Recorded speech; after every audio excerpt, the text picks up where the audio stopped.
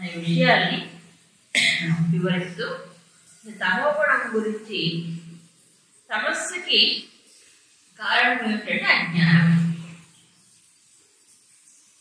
అంటే ఈ అజ్ఞానం అనేది ఒకటి మూలం ఏంటంటే స్వరూప జ్ఞానం లేకపోవడం. స్వరూపం అంటే దాని ఆత్మని అనేటువంటి జ్ఞానం లేకపోవడం, ఇది మూలం. ఇక ప్రపంచ విషయాల్లోకి వచ్చినప్పటికీ అందరికీ అన్ని తెలియదుగా.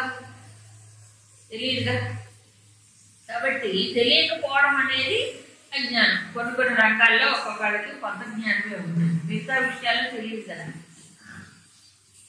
అయితే మూలం ఏంటి అంటే ఆత్మస్వరూప జ్ఞానం లేకపోవడం. అది ఏమవుతుందంటే మోహనం సర్వదేహినం.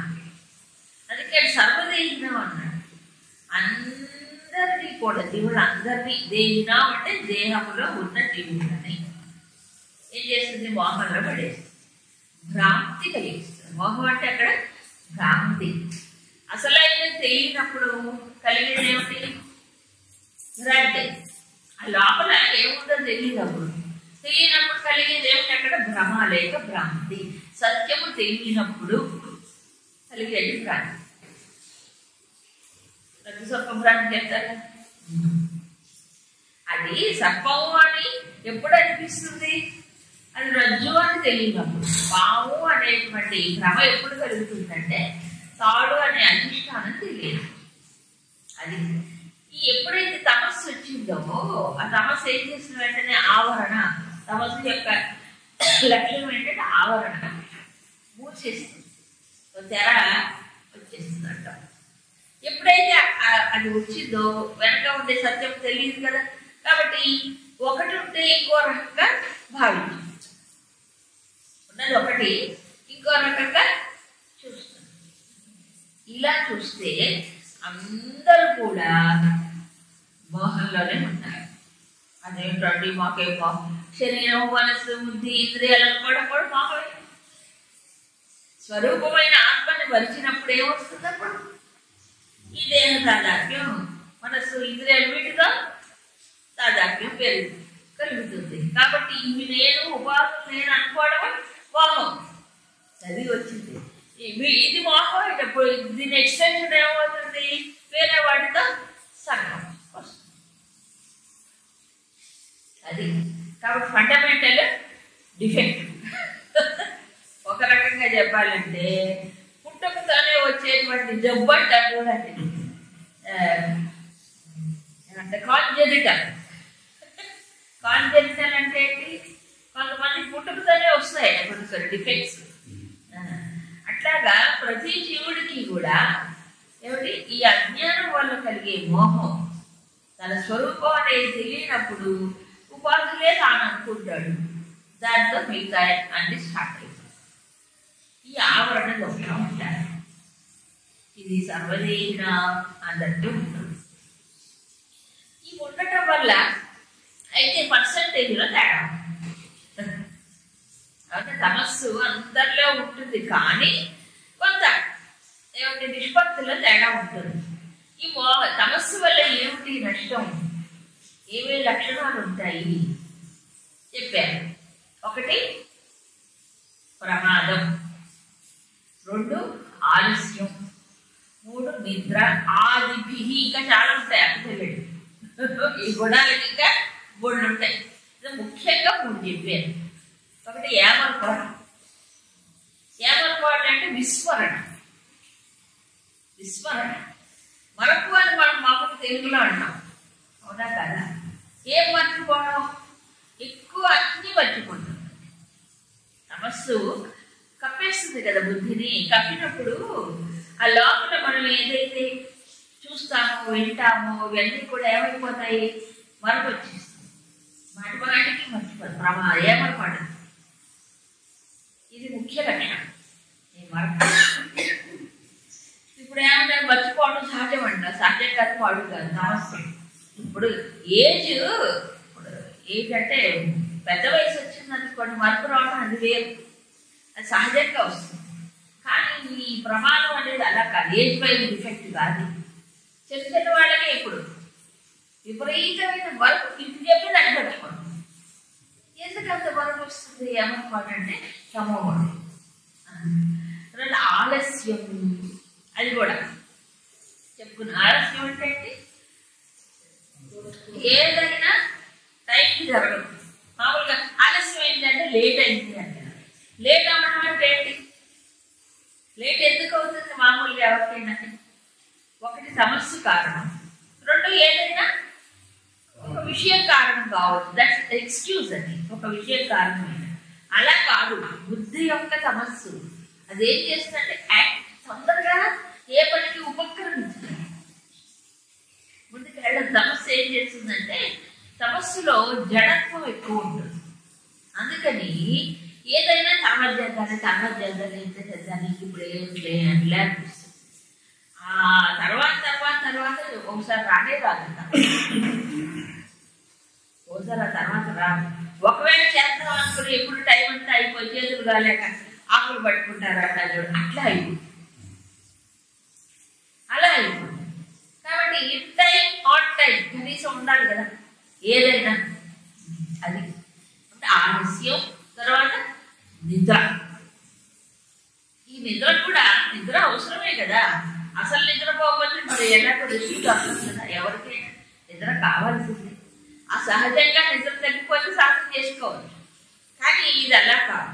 నిద్ర అనేటువంటిది నిద్రలో సుఖాన్ని పొందుతూ నిద్ర వల్ల సుఖం కలుగుతుందని అభిప్రాయంతో అసలు హాయిగా నిద్ర కొంచెం బాగుంటుంది.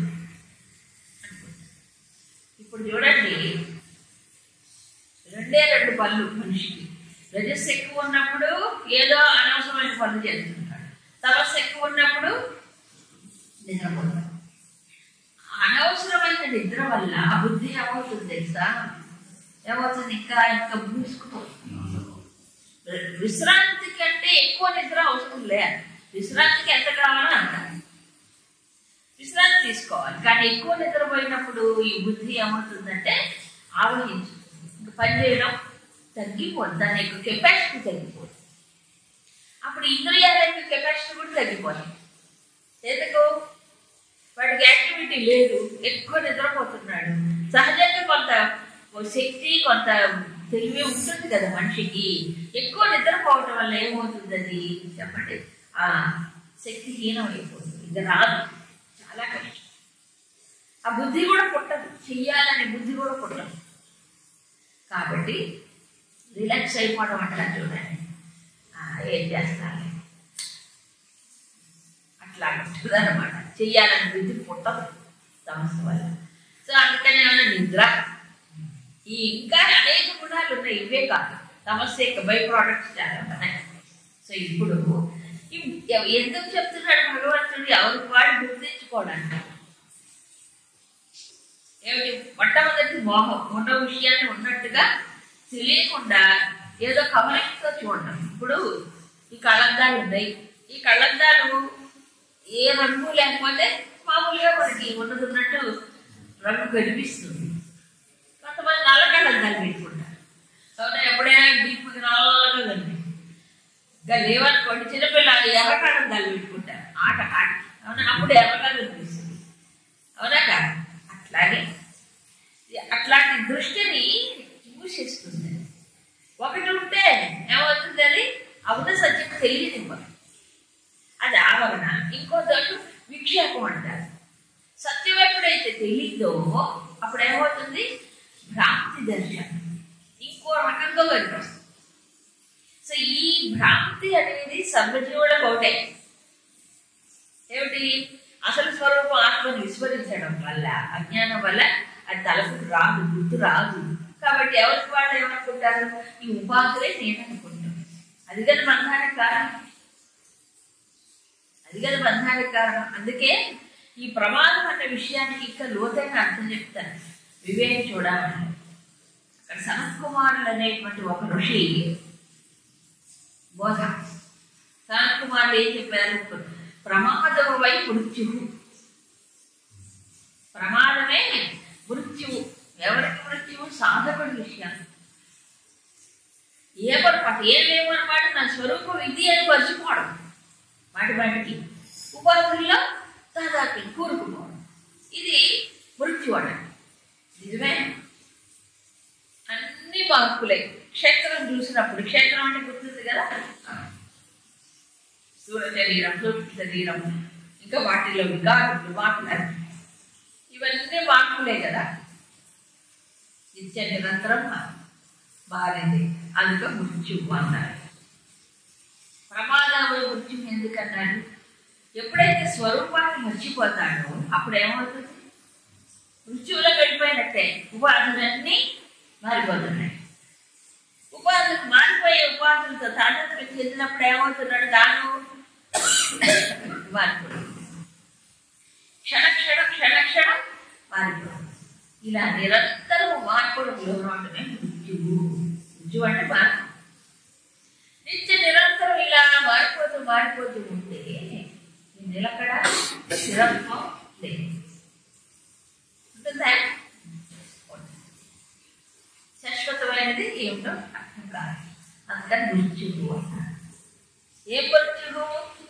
తన స్వరూపాన్ని మర్చిపోయి నిత్య నిరంతరం ఈ మార్పులకు లోనయ్యేటువంటి ఉపాధులను కోరుకోవడం. అది ఫండమెంటల్గా డిఫెక్ట్ ప్రతి జీవుడు. అందుకే ఈ జ్ఞానం కావాలి. ఈ జ్ఞానం క్షేత్రజ్ఞ విభాగం. క్షేత్రజ్ఞుడు ఒకడే. ఆ క్షేత్రజ్ఞుడు ఎవరు? పరమాత్మే. మిగతావన్నీ క్షేత్రాలన్నీ మరిపోయేవే. అన్ని క్షేత్రాల్లో ఉండే పరమాత్మ తానే. అలా నిత్యము అధ్యాత్మ జ్ఞాన నిత్యత్వం అది లేకపోవడమే ఫండమెంటల్. ఇక దీనివల్ల ఏం జరుగుతుందంటే, ఈ సమస్య వల్ల ఏ పనిలోనే కూడా ఎవరు పనులు చేస్తారు. ఇది మూలం. ఇది మర్చిపోవడం ఒకటి. ఇంకోటి ఏంటంటే, విషయాల్లో కూడా మనం చేసే పనిపాటలు పని చేస్తాం కదా, లేదా మనం ఏదో వింటాము, తెలుసుకుంటాము, ఈ జ్ఞాన విషయంలో కూడా ఎవరు ఒకసారి చెప్తే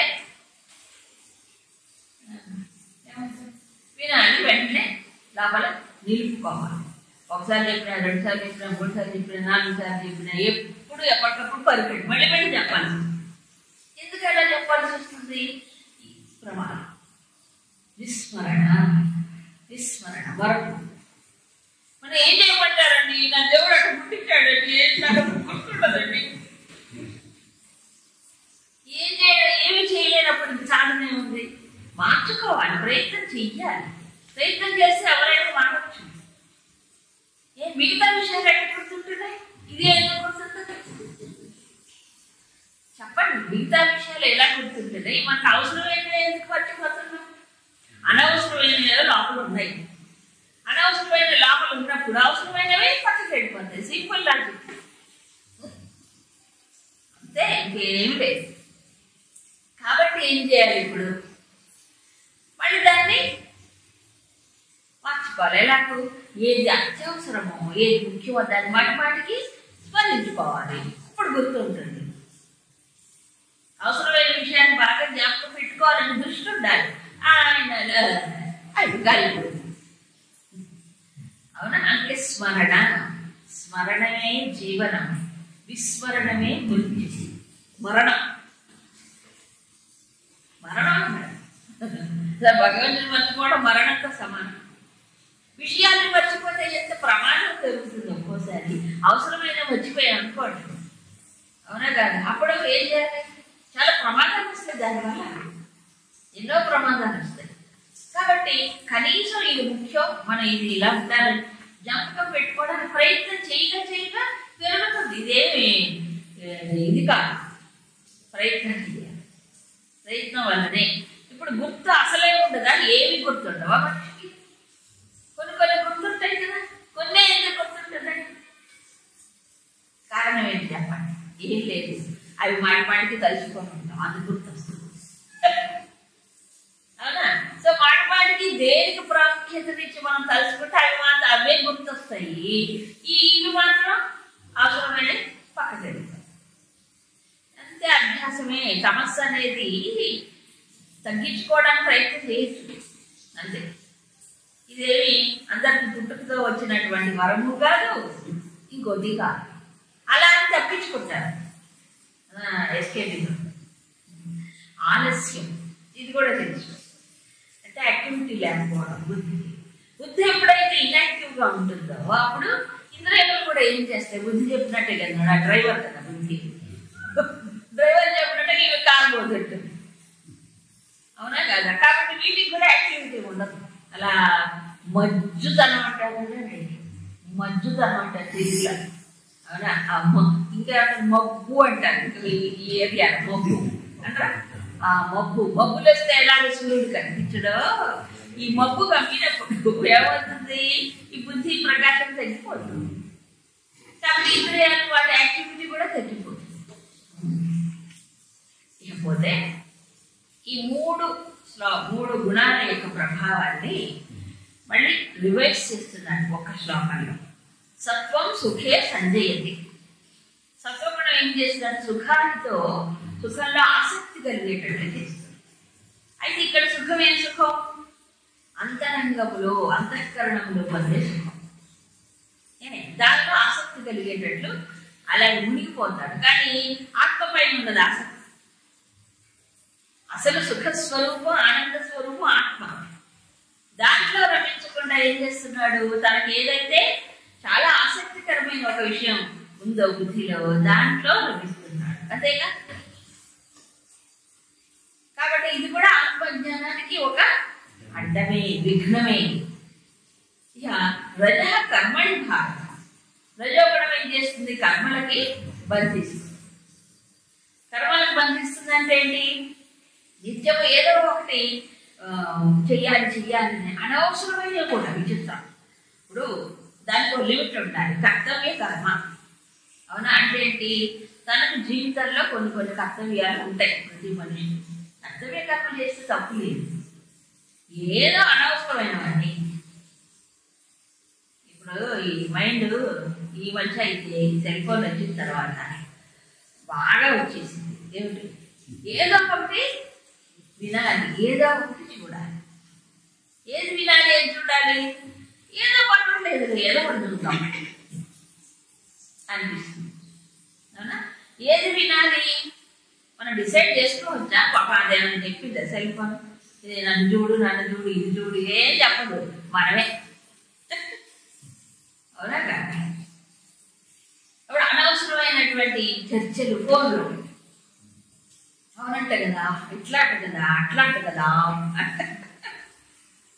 అవునా? ఇలా అనవసరమైన చర్చలు, అనవసరమైన విషయాలు వస్తాయి. ఇవన్నీ దీనివల్ల ఏమవుతుందంటే ఒకప్పుడు ఎవరి వాళ్ళు ఒకవేళ ఏదైనా కష్టం వచ్చినా, బాధ వచ్చినా వెంటనే వాటిని ఇది కాకుండా కాసేపు దాని గురించి ఆలోచించి ప్రయత్నం ఇప్పుడు వెంటనే ఫోన్ చేస్తారు. ఎవరికి? నేను చెప్పక్కర్లే ఈ రోజుల్లో. వెంటనే ఎవరు చెప్పకుండా ఆడలేదు. ఇప్పుడు కుటుంబాలు ఎందుకు విచ్ఛిన్నం అవుతుంది తెలుసండి? కారణం, అత్తగారింటికి వచ్చిన నీ పిల్ల ఇక్కడ చేసిన అన్ని తుమ్మినా తగిన అన్ని అక్కడ రిపోర్ట్ చేస్తుంది.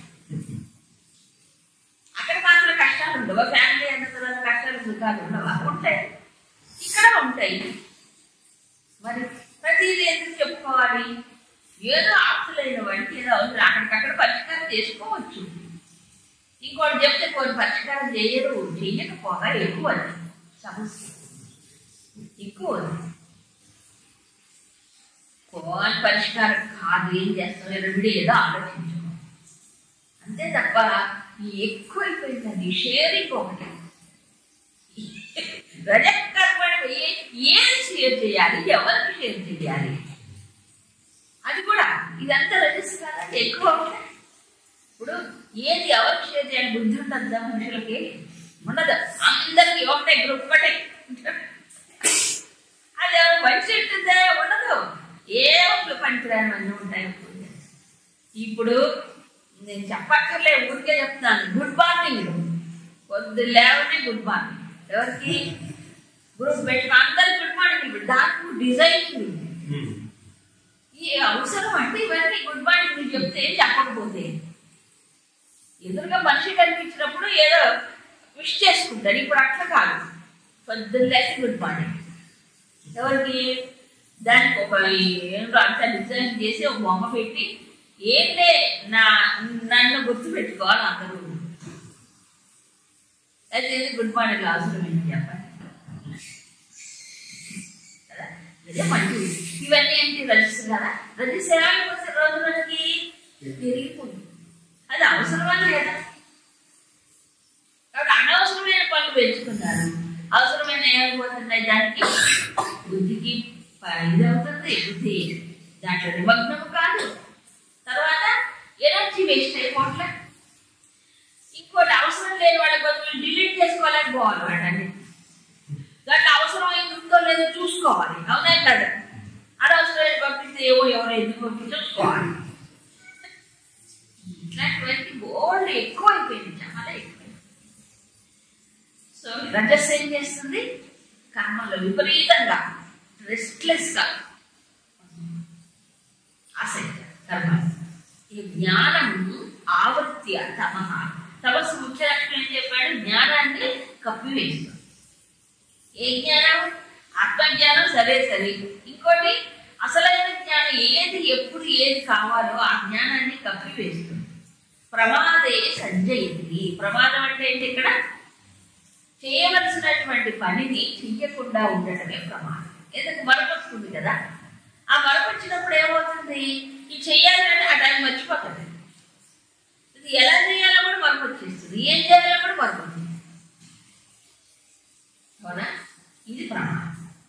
సో ఈ ప్రకారంగా తమస్సులో ఎంత నష్టం కలుగుతుందో, ఎవరికి ముందు నష్టం తనకే, తనకు నష్టం, తన చుట్టూ ఉండే వాళ్ళకి నష్టం. తమోగుణం చెప్పి సో క్లియర్గా చెప్పాడు భగవంతుడు. ఏ గుణము దేనిలో ఇరికిస్తుంది, దేనికి మనకి బంధనాన్ని గురి చేస్తుంది అని చెప్పి. సో ఈ మూడు గుణాలు ఎలా ఉంటాయంటే, ప్రపోర్షను ఎలా ఉంటాయి, ఒకటి పెరిగితే మిగతా రెండు తగ్గిపోతుంది. సహజం మూడు ఒకటే ఉంటాయి కాబట్టి సహజంగా. ఇప్పుడు ఒక ముగ్గురు మనుషులు ఉన్నారు, ఒక డామినేటింగ్ క్యారెక్టర్ అనుకోండి. డామినేటింగ్ అంటే తెలుసు కదా, ఏమంటారు తెలుగులో, అంటే తానే అసలు గొప్పవాడు అని చేసేవాడు అనమాట.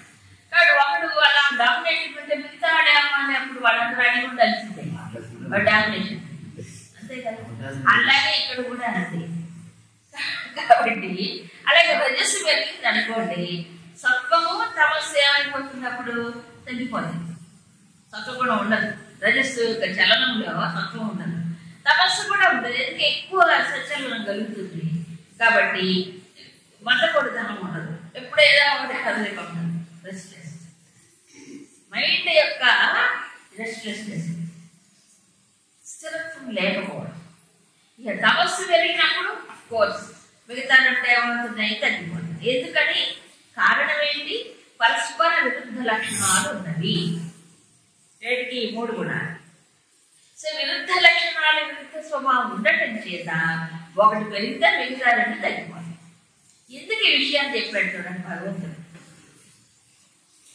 ఎందుకు ఈ విషయం ప్రసాదించాల్సి వచ్చింది, కారణం ఏంటంటే, సాధన చేసేవాడికి ఇదంతా సాధకుడికే చెప్తాను, మిగతా వాడికి పనే లేదు.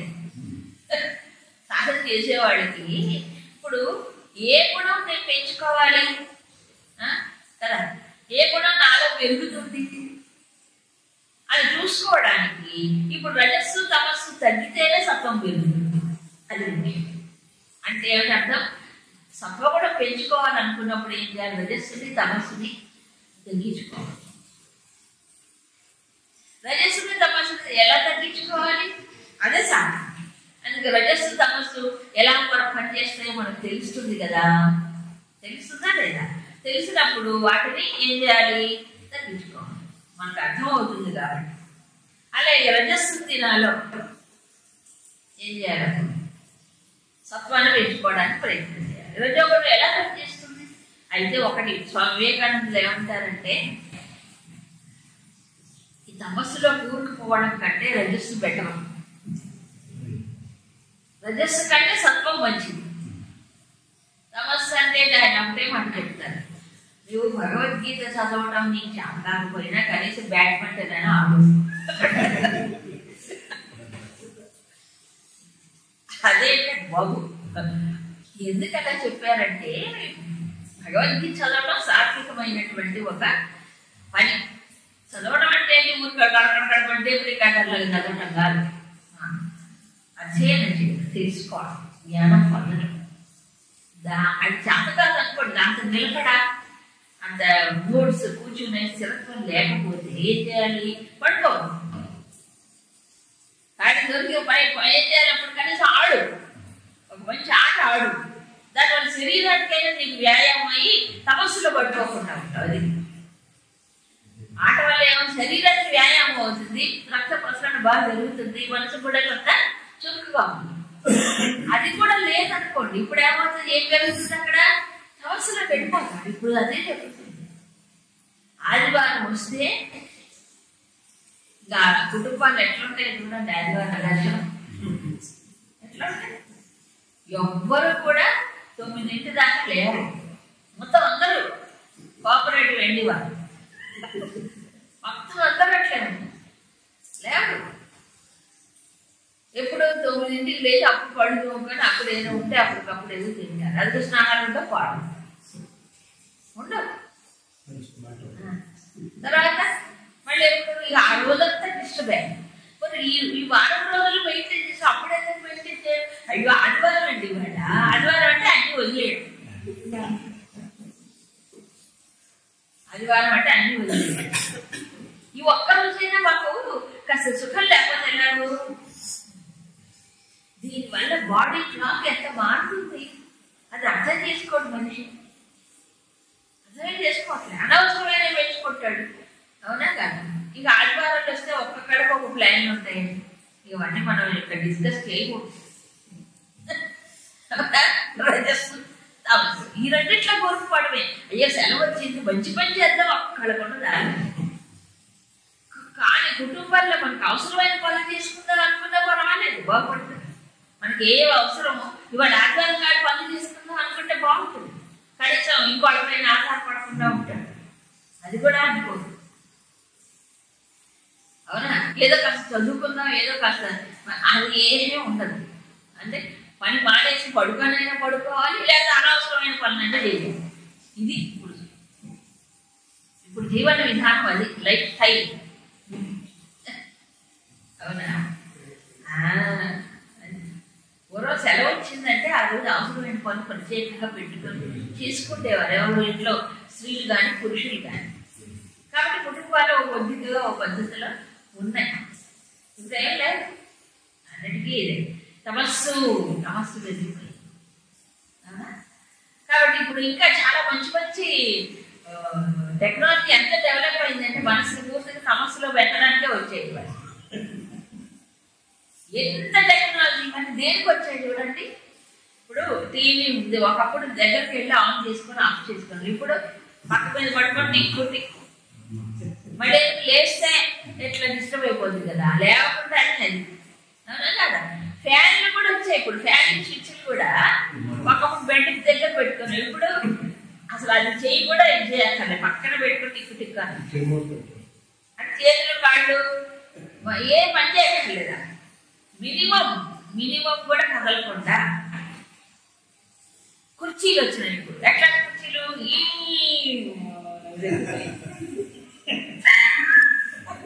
అంటే అటు ఇటు నడువుగా తలకాయ కానీ జరగదు. ఇంకా అన్ని పట్టుకుపోతే ఏమవుతుంది? అన్ని పట్టుకుపోవు, అన్ని పట్టుకుపోతాయి. మనకాయ తలకాయ మళ్ళీ అప్పుడు వాకింగ్ అప్ ఎక్సర్సైజ్లు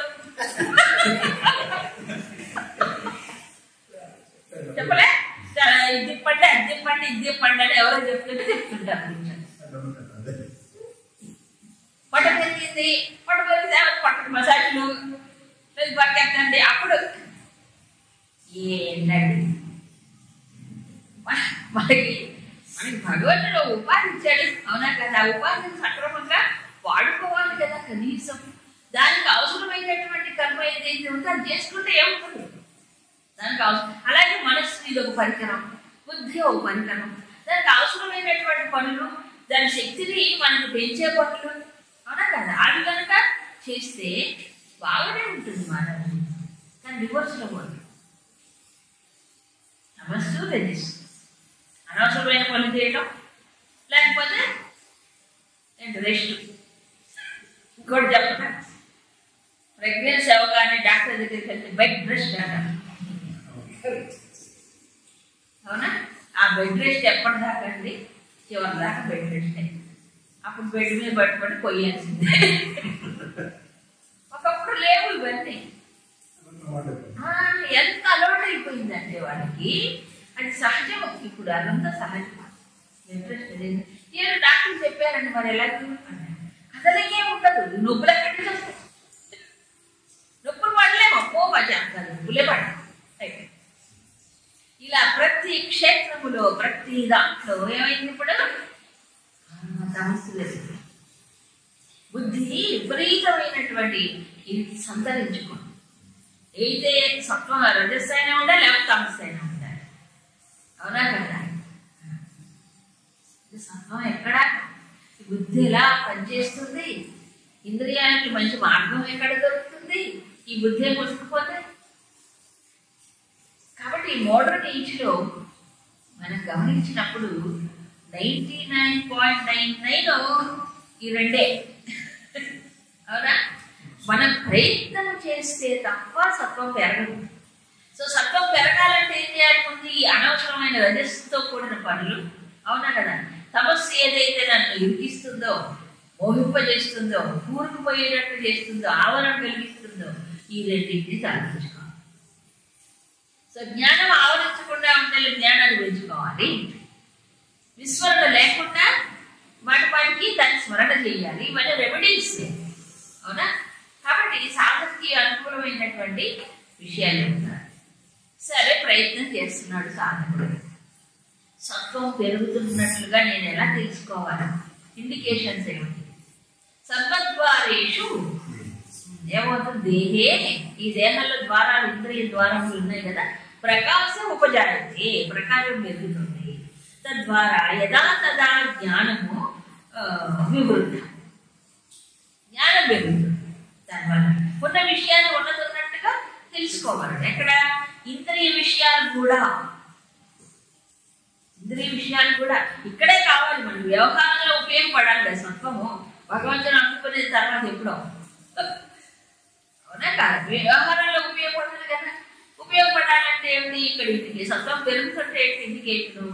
ఈ దేహంలో ఇంద్రియములలో కొంత ప్రకాశం ఉంది. ఏం ప్రకాశం? ఆత్మ ప్రకాశమే. ఆత్మ ప్రకాశమే ఇంద్రియాలు గుండా వస్తుంది. సత్వం పెరిగితే ఏమవుతుంది? సత్వము లక్షణం ప్రకాశకం, అనామయం చెప్పాడుగా. సో ప్రకాశము అనామయం దాని లక్షణాలు కాదు. సత్వం పెరుగుతుంటే ఇంద్రియాలు కూడా ఏమవుతాయి? వాటిలో తేజస్సు పెరుగుతుంది. తేజస్సు అంటే లైట్ కాదు ఇక్కడ. మరేంటి? విషయమును ఉన్నట్టుగా తెలుసుకోవడం. అది విషయము ఏదైతే కళ్ళు దృశ్యాన్ని చూస్తుంది, ఆ దృశ్యం ఉన్నట్టుగా చూడగలడు. మనం వింటున్నది ఉన్నట్టుగా యథార్థంగా అర్థం బాగుంటాం. అయితే కొంతమందికి చెప్పిన ఎన్నిసార్లు చెప్పినా చెవికి ఎక్కదు. ఎందుకు ఎక్కదు? సరిగ్గా వినదు. అది సరిగ్గా లోపలికి వెళ్ళదు. సగం వింటారు. అవునా కదా?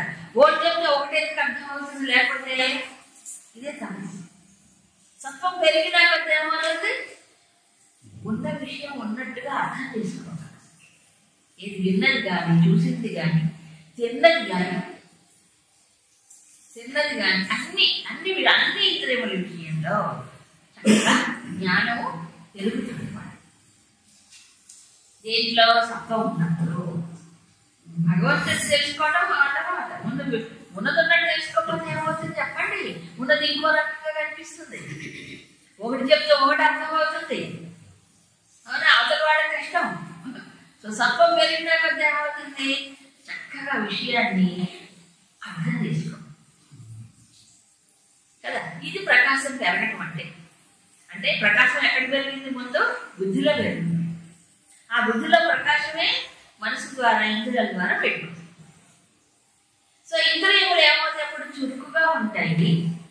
చురుకుగా ఉండటము ప్లస్ సూక్ష్మంగా ఉండడం. ఆ విషయం యొక్క లోతులు తెలుసుకోవడం. దాంట్లో డీటెయిల్స్, లోతులు అంటే తెలుసు కదా. అది సత్వగుణం పెరుగుతున్నప్పుడు గుర్తు ఏం లేదు. దీనికి శంకర్లో ఉదాహరణ చెప్పారు. మామూలు ఉదాహరణ అందరికి తెలిసింది. బుద్ధి ఒక అర్థం లాంటిది. బుద్ధి ఒక అర్థం లాంటిది. దేనికి అర్థం? పరమాత్మ ప్రకాశము బుద్ధిలోనే రిఫ్లెక్ట్ అవుతుంది. అదేగా తెలివి అంటే. తెలివి అంటే ఏమిటి? మనం తెలివేస్తుంది ఆత్మ ప్రకాశం బుద్ధిలో రిఫ్లెక్ట్ అయినప్పుడు, ప్రతిబింబించినప్పుడు అది తెలివిగా మనకి వ్యక్తం అవుతుంది. సో ప్రకాశం ఎక్కడ పెరుగుతుంది? బుద్ధిలో పెరుగుతుంది. అది ఇంద్రియముల ద్వారా బయటకు వస్తుంది. సో సత్వం కూడా ఉన్నప్పుడు ఏం జరుగుతుంది చెప్పండి? ప్రకాశం పెరిగింది, స్థిరత్వం ఉంటుంది. అక్కడ అనామయం దోషాలు ఏమి ఉండవు. కాబట్టి ఒక విషయాన్ని చూడగానే చక్కగా దాని లోపలికి వెళ్ళి విషయాన్ని ఏం చేస్తారు? గుర్తించగలుగుతారు. యథార్థం అది ముఖ్యం. లేకపోతే ఏమవుతుంది? ఎదురుగా విషయం ఉంటుంది, చూడు చూడు చూడు వంశాన్ని చెప్పాల్సి ఉంటుంది. ఎదురుగే ఉంటుంది. ఎందుకు కనిపించదో ఇంకేదో ఆలోచన అయినా ఉంటుంది. అవునా కదా? అట్లా ఎన్నెన్నో ప్రపంచంలో. ఎందుకు ఒకటి వింటే ఒకటి ఎందుకు అర్థమవుతుంది? ఈ తమస్సు వల్ల ఇది కూడా అంతే. సత్వం పెరిగినా కొద్ది ఏమవుతుంది? ఒకసారి చెప్తే కనీసం 2 సార్లు చెప్పి నేను జ్ఞాపకం పెట్టుకుని దాన్ని ఆ ప్రకారంగా చేసుకుంటూ పోతాను. అన్నీ అంతే. ఒకసారి అనుభవం వస్తే గుర్తులేక మళ్ళీ చేసిన తప్పే మళ్ళీ తెలుసుకుంటారు. ఎందుకు? తమస్సు. ఒక అనుభవం ద్వారా ఒక పాఠం నేర్చుకుని వెంటనే దిద్దుకో. అవునా కదా? అప్పుడు సత్వం ఉండాలి. అప్పుడు ఆ పొరపాటు జరిగింది మళ్ళీ చేయకుండా ఉండాలి, మళ్ళీ జరగకుండా ఉండాలి. సత్వం పెరిగినా కొద్ది ఏమవుతుంది? అది పెరుగుతుంది. సో అది భగవంతుడు ఇచ్చిన వరం మనం సాధనతో పెంచుకోవాల్సింది. అవునా కదా? అయితే ఇంతకుముందు చేసినటువంటి సాధనో లేకపోతే జీవితంలో చేసిన కర్మలో అవి ఈ ఆవరణ విషయాలు కలిగిస్తాయి. కాబట్టి ఇప్పుడు ఎరిగినాలో తపస్సు తెలుసుకొని ఏం చేయాలి? తగ్గించుకోవాలి. రజస్సు తగ్గించుకోవాలి. సత్వం పెంచుకోవడానికి ప్రయత్నం చేయాలి. సో ఇప్పుడు ఎందుకు చెప్పాడు భగవంతుడు? సత్వం పెరుగుతుంటే ఫస్ట్ ఇండికేషన్ ఏంటి? సత్వం ఎక్కడో లోపల గుణములో లోపల ఉంది. లోపల పెరిగిందో లేదో ఎలా తెలుస్తుంది మనకి? ఈ ఇంద్రియ ద్వారా కూడా తెలుస్తుంది. సో 90% ఇక్కడ కరెక్షన్ మనం కరెక్ట్ చేసుకో. అవునా కదా? అయితే పట్టించుకో, ఇలా ఉందనే విశ్లేషణ చేసుకో. కాబట్టి చెప్పింది అయిపోతుంది. కాబట్టి గుర్తు సత్వం వల్ల దీనికి ఎంత ప్రయోజనం కదా. సత్వగుణం వల్ల ఉన్న విషయం ఉన్నట్టు అర్థమైంది అనుకోండి, మనకి ఇంకోటికి స్ట్రెయిన్ ఉండదు. 10 సార్లు మనం చెప్పి పైగా వీళ్ళకి ఏమిటంటే మర్చిపోయి ఎన్నిసార్లు చెప్తారు నాకు తెలుసులే, మళ్ళీ మర్చిపోతే ఎందుకు చెప్పాలి, మళ్ళీ ఎందుకు అడగాలి, మళ్ళీ ఎందుకు జ్ఞాపకం చేయాలి. ఒకసారి చెప్పి గుర్తుపెట్టుకొని చేయొచ్చు కదా. గుర్తుండదు. ఎందుకు? వినేటప్పుడు సరిగ్గా వేయడం, చూసేటప్పుడు సరిగ్గా చూడడం. అది కాదు ఇండికేషన్. So self check. ఇది ఎందుకు చెప్పాడు భగవంతుడు? తను తాను పరిశీలించుకోవడానికి, తన గుణం ఏ రకంగా ఉన్నదని తెలుసుకోవడానికి, ఏ గుణం నాలో పెరుగుతుంది, ఏది తగ్గుతుంది అని తెలుసుకోవడానికి చెక్. సెల్ఫ్ చెక్ అంటారే, చెక్ లిస్ట్ కాదు, సెల్ఫ్ చెక్. ఇకపోతే రజస్సు. లోభ ప్రవృత్తిరారంభ